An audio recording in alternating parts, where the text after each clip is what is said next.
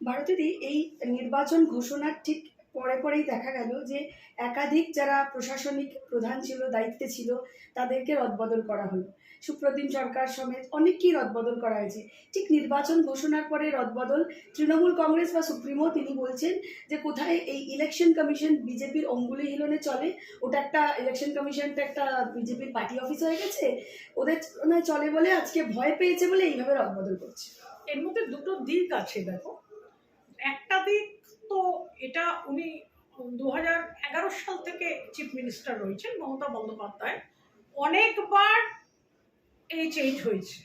প্রত্যেক ইলেকশনে election commission এসে মানুষের কাছ থেকে জানতে চায় যে কোন অফিসারকে সরিয়ে দিলে ইলেকশনটা অত্যন্ত সুষ্ঠুভাবে হবে এবং নির্বাচনে কোনো দলের সঙ্গে থাকা বা বিরোধিতা করা এই ধরনের জিনিস হবে না, অর্থাৎ নিরপেক্ষ নির্বাচন যেটাকে বলে, to make the election free and fair. এক কথায় যাদের সরালে এই ইলেকশনটা ফ্রি অ্যান্ড ফেয়ার হবে। এর মধ্যে সব থেকে বড় জিনিস হচ্ছে না তৃণমূলের কথা না ইলেকশন কমিশনের কথা, বড় জিনিস হচ্ছে পাবলিক পারসেপশন।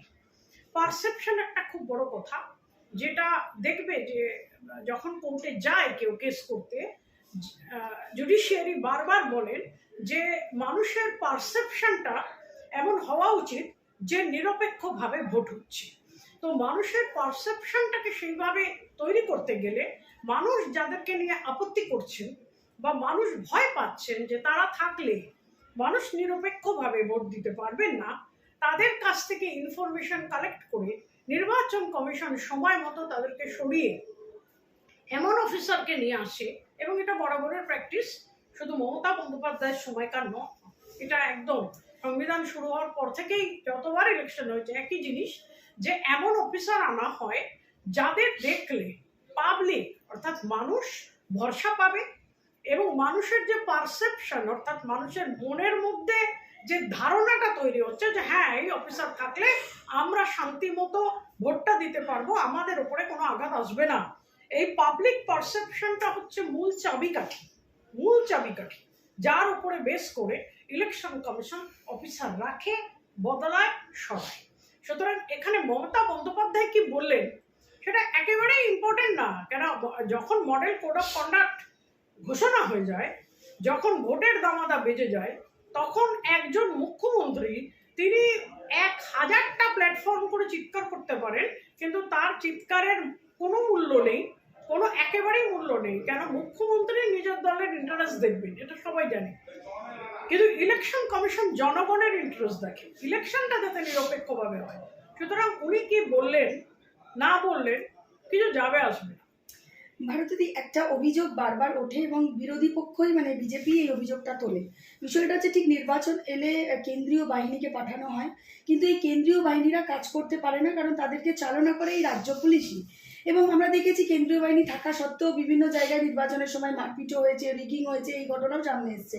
তাহলে কেন্দ্রীয় বাহিনী পাঠানো হচ্ছে কিন্তু রাজ্য পুলিশের কন্ট্রোলেই যদি থাকে, তাহলে ফেয়ার ভোটটা কিভাবে হবে, রক্তপাতহীন ভোট কিভাবে হবে?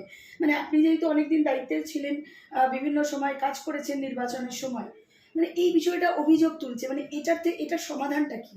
ইলেকশন কমিশন অফ ইন্ডিয়া সব পার্টির প্রতিনিধির সাথে বসে ইলেকশন কমিশনকে এই সমস্ত ইস্যুগুলো জানানো হয়েছে। এবং আমি মনে করি যে গণেশ কুমারজির যে নেতৃত্বে যে ইলেকশন কমিশন এসছে, তারা সঠিকভাবে সকল অসুবিধাগুলো দেখে জনগণ যাতে ভয়শূন্যভাবে গিয়ে ভোট দিতে পারে তার ব্যবস্থা করবেন। তার জন্য কোন বাহিনী আনবেন, কিভাবে রাখবেন, কি করবেন, সে সমস্ত ডিসিশন ইলেকশন কমিশন বিগত কয়েক বছরের অসুবিধাগুলো মাথায় রেখে সঠিক নির্ণয় নেবেন বলেই আমার বিশ্বাস। আমরা জানি যে সারদার সময় এই রাজীব কুমার, তার নাম উঠেছিল লাল ডায়েরি বিষয় নিয়ে। আরজিকরের ঘটনাতেও রাজীব কুমারের নাম জড়িয়েছে, সামনে এসছে, এবং তিনি খুবই মুখ্যমন্ত্রীর প্রিয় একজন অফিসার। বিষয়টা হচ্ছে তিনি রিটায়ার করলেন এবং তিনি গেলেন রাজ্যসভায়। কোথাও কি আপনাদের মনে হচ্ছে যে এটা মমতা বন্দ্যোপাধ্যায়ের পাশে থাকার জন্য প্রাইজ পোস্টিং দেওয়া হলো? না, মমতা বন্দ্যোপাধ্যায়ের পাশে থাকার জন্য প্রাইজ পোস্টিং দেওয়া হয়নি। প্রাইজ পোস্টিং দেওয়া হয়েছে to buy his golden silence. সে সমস্ত কিছু জানে, সে যাতে চুপ করে থাকে। এই প্রশ্নটা থেকে ভারতীয় জঙ্গলমহল হাসছে, পাহাড় হাসছে। মুখ্যমন্ত্রী একটা সময় বলেছিলেন, প্রায় 3টে টার্ম তিনি ক্ষমতায় থাকলেন, আপনিও এই জঙ্গলমহলের দায়িত্বে ছিলেন, জঙ্গলমহল কি সত্যি হাসছে? দেখুন, আমি অনেক বছর দুটো জেলার এসপি ছিলাম। আমরা দীর্ঘদিন চেষ্টা করি মাওবাদী মুক্ত করি অঞ্চলটাকে, এবং তখন মুখ্যমন্ত্রী যা প্রতিশ্রুতি দিয়েছিল তার মধ্যে অনেক অনেক জিনিস ছিল যেগুলো সেই প্রতিশ্রুতি উনি রাখেননি। তাই আজকে জঙ্গলমহল হাসার থেকে বড় জিনিস, জঙ্গলমহল চিন্তিত, জঙ্গলমহল কাঁদছে। আজকে বলা যায় আদিবাসীরা কাঁদছে, তাদের জাহির থান হয়নি, তাদের স্কুল কলেজ হয়নি, তাদের যে ভাষা, তাদের নিজস্ব যে ভাষা, তারও কোনো বই, কোনো পড়াশুনো বা কোনো ব্যবস্থা উনি করেননি। তার ফলে হয়েছে কি, একটা শ্রেণীতে গিয়ে তারপরে আর অলচিকি ভাষা নিয়ে পড়াশোনা করার কোনো জায়গা নেই, ভাষাটাই অবলুপ্ত হয়ে যাচ্ছে। আর উনি যে বলেছিলেন যে 900 স্কুল কলেজ তৈরি করে দেবেন আদিবাসীদের, 900 কেন, 90টাও হয়নি। এটা গেল একটা দিক। এবারে যদি কুর্মীদের দিকে তাকান, কুর্মীদের উনি বলেছিলেন তোমাদের গোরাম স্থান করে দেবো, তোমাদের কিছু বেনিফিট দেব। এসটিদের বলেছিলেন যে তোমাদের একটা করে হাত খরচ দেব। কেন্দু পাতার বিজনেস বলেছিলেন দাঁড় করিয়ে দেব। কোনো জিনিসটাই কিন্তু আজকে দাঁড়ায়নি, হয়নি। তার ফলে প্রথম দিকে যখন উনি এসেছিলেন, যে প্রতিশ্রুতিগুলো দিয়েছিলেন সেগুলো একটাও উনি রাখেননি। উনি শুধু প্রশাসনিক স্তর থেকে জঙ্গলমহলকে এখন নিজে হাতে রাখার চেষ্টা করছে, এবং জঙ্গলমহল প্রতিনিয়ত বিদ্রোহ করছে।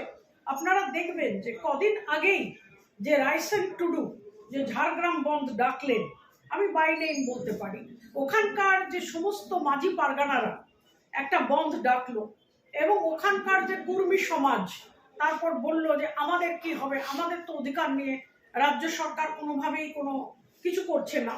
এই সমস্ত লোকগুলো, কি কুর্মী হোক, কি ভূমিজ হোক, কি আদিবাসী হোক, সবাইকেই উনি কন্ট্রোলে রাখতে চাইছেন পুলিশ বাহিনী দিয়ে। এটা তো হতে পারে না। কেন, অরিজিনালি জঙ্গলমহল যখন এইটা মেনে নিয়েছিল যে ঠিক আছে আমরা অঞ্চলটাকে মাওবাদী মুক্ত করব, এবং আমাদের অঞ্চলটা ধীরে ধীরে শহরের কাছে আসবে, উন্নয়ন হবে, এবং আমাদের অনেক স্কুল কলেজ গড়ে উঠবে, আমাদের নিজস্ব আদিবাসী সংস্কৃতি এটাও একটা বড় জায়গায়, একটা গর্বের জায়গায় পৌঁছে যাবে, তাদের যে প্রতিশ্রুতি দেওয়া হয়েছিল সেই প্রতিশ্রুতি একটাও পালিত হয়নি। সরে এসছেন মুখ্যমন্ত্রী। সামান্য ছোট ছোট যে বিজনেস ছিল, যেমন কেন্দু পাতার বিজনেস, সেগুলো সব বন্ধ হয়ে গেছে। সুতরাং এখন জঙ্গলমহলের রেশন নিয়ে প্রশ্ন, বিজনেস নিয়ে প্রশ্ন, শিল্প ঢোকেনি। জুনিয়র কনস্টেবল যারা বহুদিন আগে 2011-12 সালে চাকরিতে এসেছিল, তাদের পদোন্নতি হয়নি। তারপরে second phase of junior constable জঙ্গলমহলে ঢোকেনি। সুতরাং জঙ্গলমহল যারা চালান, অর্থাৎ আদিবাসী সম্প্রদায়, কুর্মী সম্প্রদায়, ভূমি সম্প্রদায়, মাঝি পারগানা, সবাই ক্ষুব্ধ। সুতরাং শুধু পুলিশ দিয়ে বাড়িতে ডেকে এনে বা বাড়ি থেকে ডেকে এনে ভয় দেখিয়ে, একটা তো সময় আছে, হিটলারও চলে গেছে, মুসলিনিও চলে গেছে, উনিও চলে যাবেন। আমি চিন্তিত নই। আমি জঙ্গলমহলের সঙ্গে ওতপ্রোতভাবে প্রায় দীর্ঘ 14 বছর জড়িয়ে আছি। 14 বছর। প্রতিটা মানুষ আমাকে চেনে, প্রতিটা মানুষ তার ক্ষোভের কথা বলে। এখন আগে জঙ্গলমহল আশার কথা বলতো। 2011 সালে সবাই আশা ছিল, আশার কথা শুনতাম। আজকে 2024 সালে, 25 সালে আমরা সেই আশা যে ভেঙে গেছে, আশা হত হওয়ার যে ধ্বনি সেটা বেরোয়, দুঃখের কথা শুনি, প্রচন্ড হতাশার কথা শুনি। এবং সম্প্রদায়, জনসম্প্রদায় যারা রয়েছেন ওখানে, অনেকে তো রয়েছেন, আদিবাসী কল্যাণ মঞ্চ থেকে শুরু করে, ভূমিজ থেকে শুরু করে যারা রয়েছেন, সবাই কিন্তু খুব আশাহত যে মুখ্যমন্ত্রী যে কথাগুলো দিয়ে গেছিলেন যে এখানে শিল্প হবে, শিল্প নেই। বলে গেছিলেন যে এখানে স্কুল কলেজ হবে, হচ্ছে না। বলে গেছিলেন যে এখানে জঙ্গলমহলের জন্য আলাদা একটা জঙ্গলমহল ফান্ড তৈরি হবে, যেটা জঙ্গলমহল উন্নয়ন পর্ষদ সবাইকে নিয়ে বসে আলোচনা করে সম্প্রদায়ের উন্নতির জন্য খরচা করবে সেটাও নেই, যে বিজনেসগুলো ছোট ছোট ছিল সেগুলোও উঠে গেছে। সুতরাং জঙ্গল মহলের ছেলেমেয়েরা আজকে চাকরি পাচ্ছে না, শহরে আসছে, শহরেও চাকরি নেই, সুতরাং তারা বাইরে চলে যাচ্ছে। আদিবাসী সম্প্রদায়ের নিজস্ব সংস্কৃতি আজকে লুপ্ত হতে চলেছে। সুতরাং তারা শাসক দলের পরিবর্তন চাইছে। পুরো জঙ্গল মহল, ট্রাইবাল বেল্ট যেটাকে আমরা বলি, দে ওয়ান্ট চেঞ্জ। এটা কিন্তু আমি খুব ক্লিয়ারলি বলছি। এখন সবসময় বুক দখল করে দিয়ে এবং হাত দিয়ে নানা ধরনের জিনিস ঢোকাতে হয়, নল দিয়ে দিয়ে তাকে অক্সিজেন দিতে হয়, তার কি বলে ওটাকে, ওই সোডিয়াম দিতে হয়, স্যালাইন দিতে হয় তাকে বাঁচিয়ে রাখার জন্য।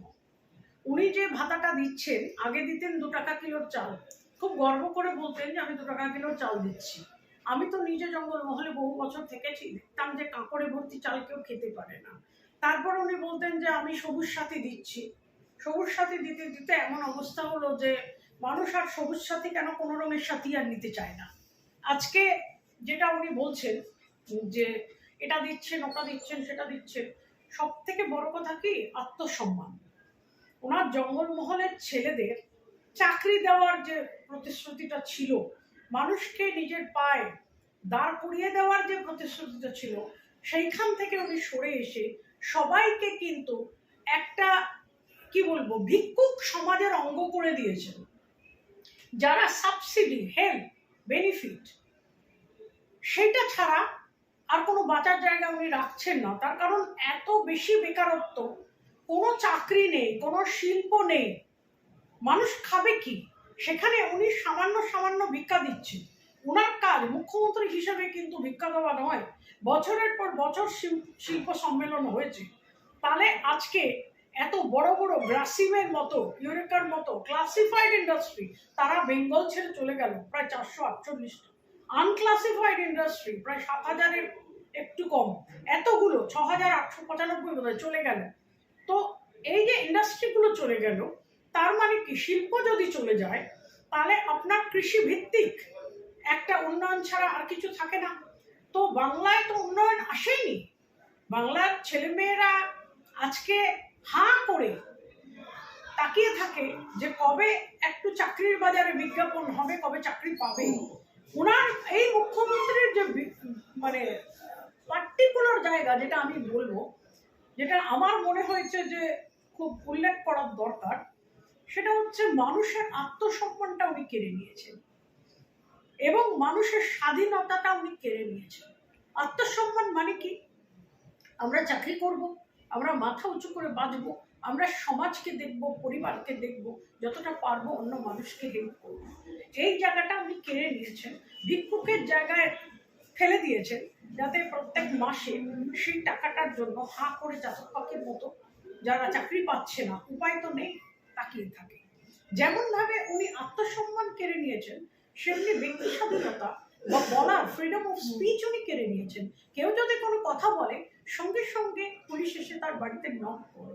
আজকে এই বাংলাটা হয়ে গেছে একটা police run state, civilian state নয়, এটা পুলিশ রান স্টেট। সেই জায়গা থেকে বাংলাকে উদ্ধার করতে গেলে যে লড়াইয়ের ময়দানটা ভারতীয় জনতা পার্টি তৈরি করতে পেরেছে, সেটা যতই সময় লাগুক আর যতই কষ্ট হোক, আপনাকে আমি বলছি যে হিটলার যেরকম চলে গেছে, মুসলিনি চলে গেছে, সিপিএম চলে গেছে 34 বছর পরে, ইনিও চলে যাবেন এবং চলে যাওয়ার পরে বাংলা খাতা খুলবে। তখন কিন্তু বাংলা খাতা খুলবে যে কত মানুষ ঘুষ দিয়েছে, কত মানুষ চাকরি পায়নি, কে কোন সমাজ কিভাবে বঞ্চিত হয়েছে, কিভাবে জঙ্গলমহল উন্নয়নের ফান্ডগুলো নয়ছয় হয়েছে, প্রত্যেকে কিন্তু খাতা খুলবে। এই চলে যাওয়াটাও ইতিহাস আটকাতে পারবে না এবং ভবিষ্যৎ আটকাতে পারবে না, আর খাতা খোলাটাও ভবিষ্যৎ আটকাতে পারবে না। দুটোই হবে, সবার ক্ষেত্রে হয়েছে, তার ক্ষেত্রেও হবে।